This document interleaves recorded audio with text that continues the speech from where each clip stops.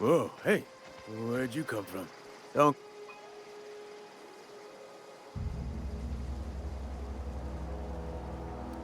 You talk too pretty for a marauder. Most of them just grunt and yell.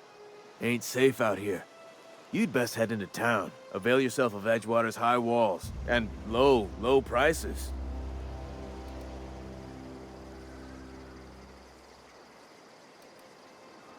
Pleased to make your acquaintanceship. I'd shake your hand, but I've been hauling corpses. You don't want none of that on you. Name's Silas. Junior in humor for the town of Edgewater. We're all part of the Spacer's Choice family. Got a knack for being discreet-like? There's money to be made, long as you keep your nose clean. Edgewater is a company town, board-owned and operated. That includes the cemetery. None of us own our grave sites, we rent them from the company. Renting means money. Money means paperwork. Paperwork means signatures. Some of our families become a mite delinquent in paying their dues, you see? 4 workers still haven't paid up. Phyllis, Conrad, Ludwig, and Martin Abernathy. He's a special case. You may want to twist his arm a little.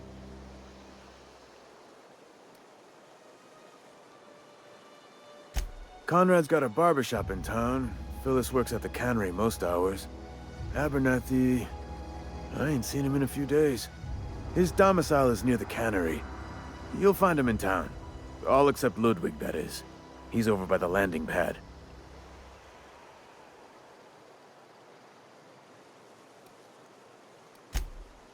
He just is. Look, I don't want to get into it. Just make sure he pays up. Yeah? You could look at it that way, I suppose.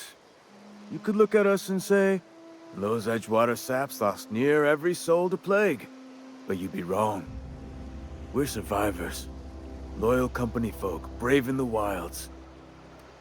Every now and again, a virulent plague sweeps through our town. That's life on the frontier, I suppose. A body grows accustomed. Hang on, I'm doing some math in my head. 20, 30, carry the 1... all my life? Work's been real good to me. Fresh air, exercise. Only problem's the paperwork. Can't get anybody to pay their gravesite fees. Former people, yeah. Marauders been raiding my graves, you see. Hence the armed guards. Oh no. They are after the most precious loot of all. Spacer's Choice Company property. If those marauders swipe any more bodies out of my cemetery, company's gonna duck my pay.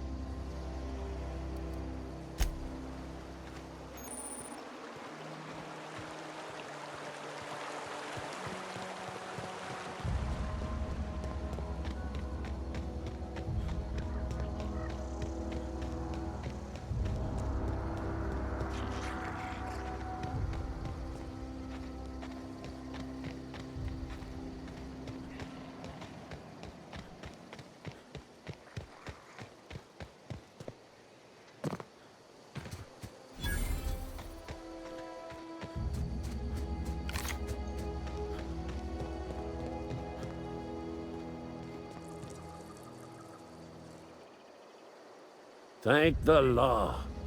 I've been requisitioning backup for months. Guess the boss finally came to his senses. You ever swung a truncheon? Let me see your rifling stance. I want to make sure you're up to snuff. I told Silas I'd pay my dues if he agreed to join the resistance. Guess this means he's finally heard the calling. I'm talking about mechanical soldier. Cold, heartless automatons made of iron and lies. That's right. That's what I've been saying. We gotta square our shoulders and stand ever vigilant. Auto-mechanicals.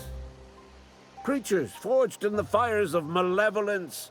I seen them over by the old power plant, clattering about, firing at the birds, orchestrating their uprising.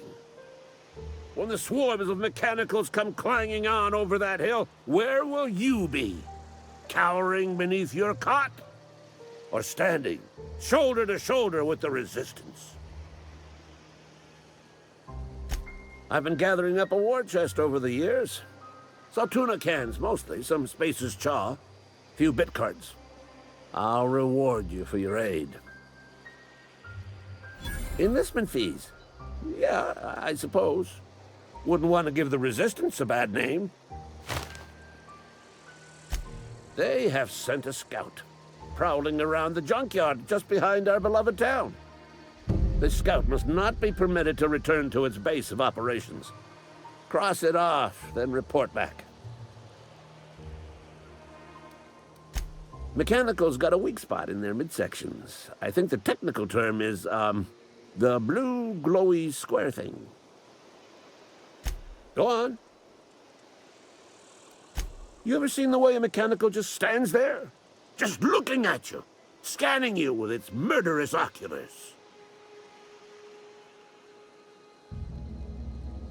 Mechanicals have been programmed to eliminate the human race. They've been programmed to replace us. First, they will rob us of our jobs. And once they have taken away our livelihoods, they will take away our very lives.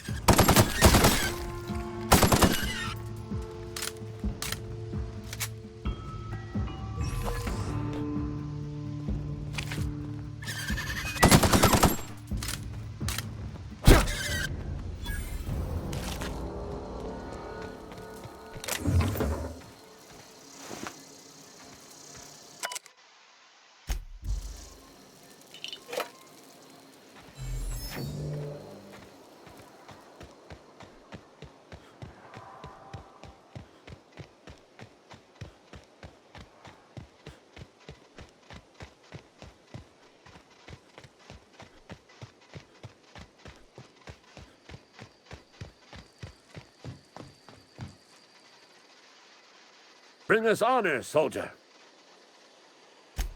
You beat that scout to scrap with its own legs? pulled its optic cables out its head case? Actually, don't tell me. Rather use my imagination. You're a passing fair soldier, I will confess. But you are one, and the enemy is legion.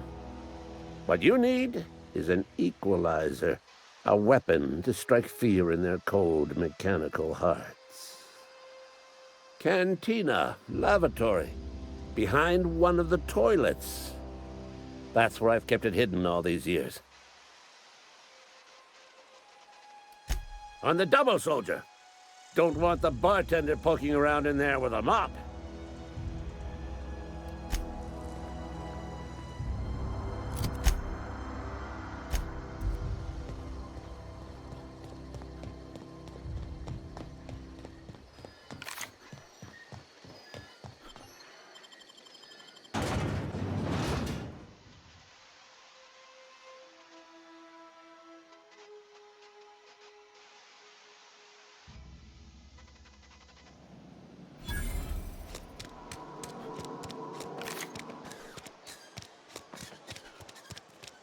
You think corporate's ever gonna visit?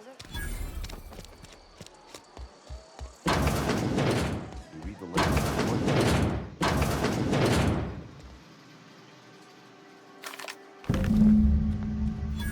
use those extra hands. Nothing we can do about that.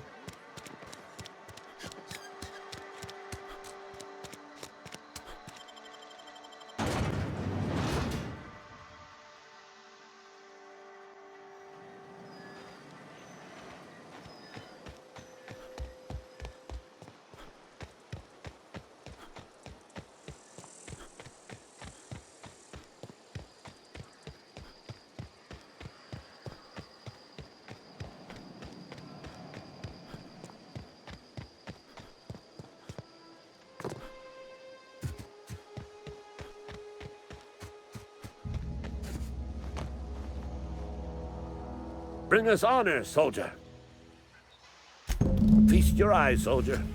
This here's a genuine Spacer's Choice injury customizing unit, designed to deliver a lethal blast of electrical discharge. I call it the Hand of the Law. You ever want to see a mechanical flailing around like a grounded fish? You stick a couple thousand volts in its guts. With compliments from old Ludwig. There's a workbench right through this door. Attach that unit to your favorite weapon and go forth into glorious battle. Time's come for you to journey down into the black heart of the enemy's camp. I'm talking about the old geothermal plant. Unfortunately, the old plant lies outside my board-given jurisdiction. You'll need to get a passcode from the boss, Reed Thompson. I need you to get us the brain of a mechanical. Well, not exactly a brain. Anatomically speaking, what we're looking for is a logic module. There's the rub. If a mechanical breaks down, the logic module fries. So you can't rip one out of its corpse. You're going to have to find an intact model somehow.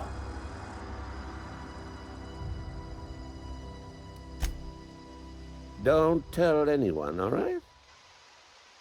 I've got a contact. A real expert in the inner workings of the automaton. We are going to rip those mechanical secrets right out of their circuits.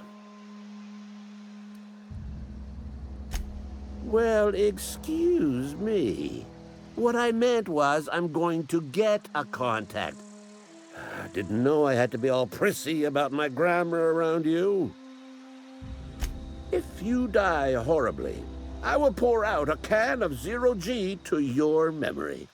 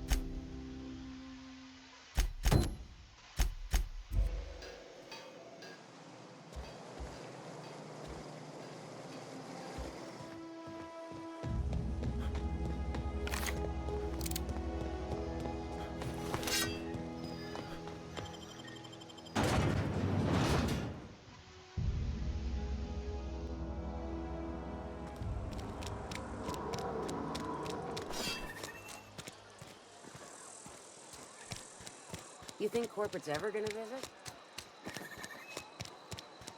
And your rations yet?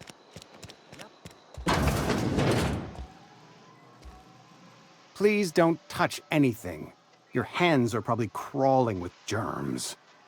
Physical hygiene recapitulates moral hygiene. Cleanliness is next to lawfulness. No, thank you. That's quite all right. I've seen enough body parts in my line of work. I'm Conrad. You will report to me if your hair fails to meet Spacer's Choice aesthetic standards. You will also report to me in the event of your death, whereupon I will clean and prepare your remains for interment. Ah, gravesite fees. Silas and I had talked about this at length. I thought I'd made it clear my pecuniary situation precludes the necessary restitutions. As broke as pie crust, friend. Bidless, indigent, destitute. I simply cannot afford it. I am a blemish on the prosperity of our fair settlement. When I expire, I expect Silas to toss my body into a ditch.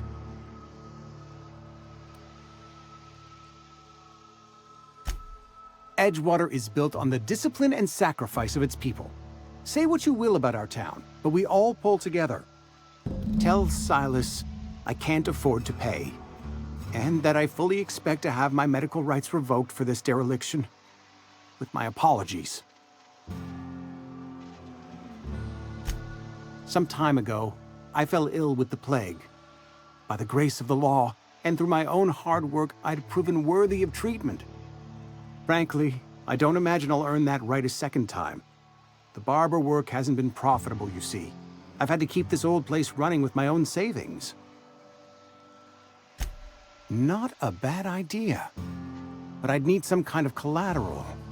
My pair of lucky clippers! No, that won't do. Your idea intrigues me, but I'm afraid I don't have anything to give Silas. I'm open to suggestions. Much obliged.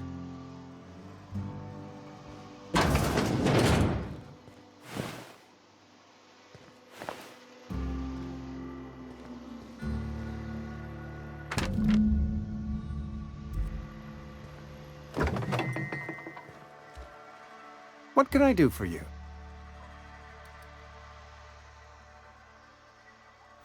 Oh?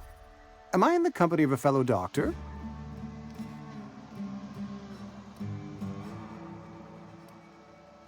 Experience was my teacher. Experience and... So, you want to be an embalmer, brochures 1 through 5, courtesy of the Spacer's Choice Department of Career Development. You know about Eugene? How? Then, you know Phyllis suggested selling off Eugene's gold teeth. I didn't approve of the idea then, and I don't approve of it now. Eugene's golden teeth were a family heirloom, representing 3 generations of poor dental hygiene. He took them to his grave. More than a few. Those teeth were his personal savings. I can't ask Silas to dig up a man's body and pry a few teeth loose from his jaw just to pay my bills.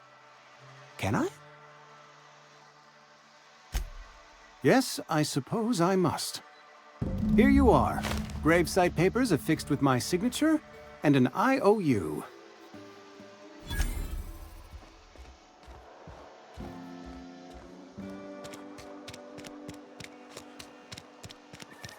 Yes, Mr. Thompson.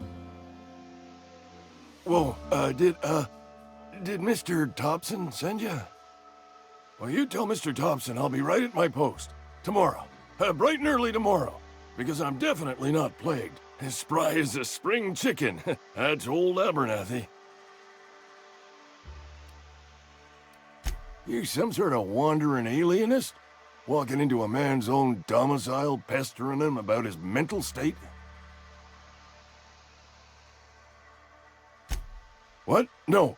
I mean, I might be. That depends on who's asking. Silas knows, doesn't he? That's why he sent you. That's why he wants me to pay up. He knows.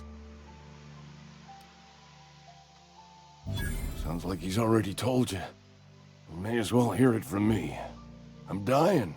I'm not long for this world. The date of my expiration is fast approaching, and soon I shall be ushered through the great cannery in the skies. It's plague. Has to be. Silas knows. He knows I got one foot in my grave, and now he wants to charge me for the other one.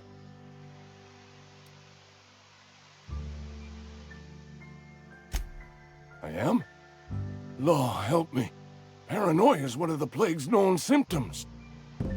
I'll pay your fees. I don't want any trouble from Silas. But if you could see a way to freelancing for me, I could really use the help. There's a cache of anthracillin tucked away in the old community center. Powerful stuff. Stronger than what we got, anyway. I need you to break in, nab that medicine, and bring it back to me. You oblige me with your haste. I think I feel the plague spreading. Oh, Law, it's in my spleen now. I can feel it. Just keep your head down when you're in there. Marauders have taken over. Probably tracking mud all over the archives. I know that, but I got nobody else to turn to. Reed would have wrote me up. Constable would have locked me up and wrote me up. Could have gone to see the good vicar, but I never did find my courage. You're making a mistake working for Abernathy. Excuse me. I'm Esther Blaine, Spacer's Choice Actuary. I overheard your talk with Abernathy. I hope you're not thinking about getting him that medicine. Abernathy is a well-known hypochondriac. Anthracillin is wasted on him. You're better off selling it to me instead. All I'm saying is Abernathy's worked in this town longer than some of us been alive. How do I put this gently? He's got a lot of cobwebs up in his attic. I probably shouldn't tell you. Don't want you implicated for what I'm trying to do. All right, here's a summary. A lot of sick people in this town, and we don't have the medicine to treat them all. Can't reach out to corporate without crossing a river of red tape, so I'm reaching out to you.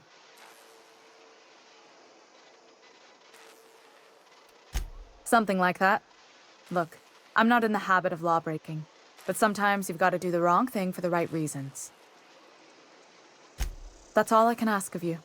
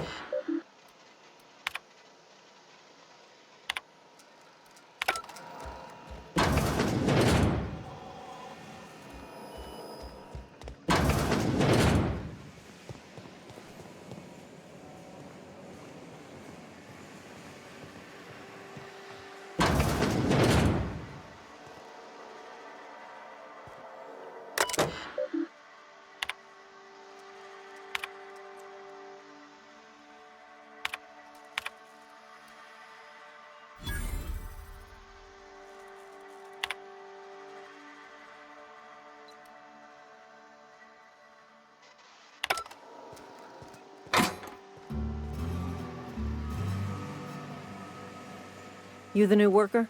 Whatever. Make it quick, Tenderfoot. I'm busy. Foreman Granger, mind those words don't come out of your mouth unless preceded by yes or right away or thank you. Shit. Silas still on about that. Here, take the fees. I'd appreciate it if you didn't tell Reed I was late on my payment. Because they're not my fees and not my gravesite. Guy I worked with shot himself. I paid the bill. If you're not familiar with board law, you ought to be. Law requires delinquent gravesite fees to be paid by the deceased party's closest living relative, which meant me. Shame, though. Eugene was a good worker. Woke up one morning and put a round through his upper story. Can't imagine why. The kid was doing all right at his desk. We all thought he was an upstanding receptionist. Just between the two of us, I'm pretty shocked his weapon didn't misfire. Spacer's Choice handguns aren't the most reliable. Eugene wasn't family. Yeah, I was the closest living person relative to his body at time of death. I'm the one who found him, you see, so I pay the fines. Suicide's a crime. The legal term is irreparable damage to company property. What Eugene did to himself was vandalism. When one of your workers commits a crime, the entire town pays for it. In other words, Edgewater would have been penalized pretty hard.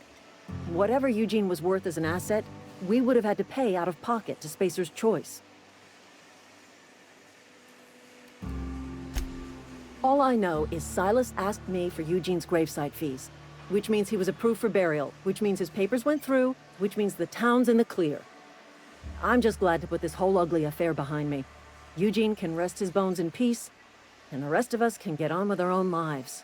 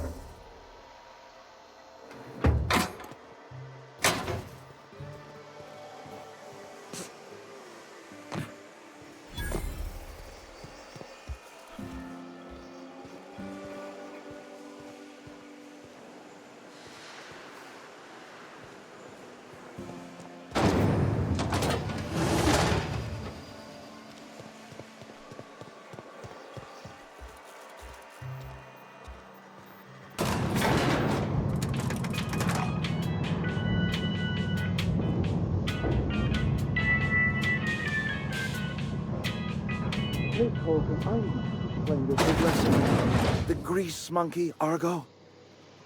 I'm sorry, Mr. Thompson, sir. You asked why it's taking so long to fix. The answer's technical. Don't apologize. Just try using small words for me. The can's bust open in the oven because she's set to cook saltuna, which isn't what we've got. Mr. Thompson? I think there's someone here to see you. Focus, Miss Holcomb. You and I are still talking. Let's start over. Walk me through the process. Show me where it's going awry. Well, sure. It's, mostly on account of what we're feeding into the mechanism. It puts food in cans. We have food, we have cans. Why won't it work like we need? She's expecting saltuna of a certain size. We're filling the cans with, well, not fish.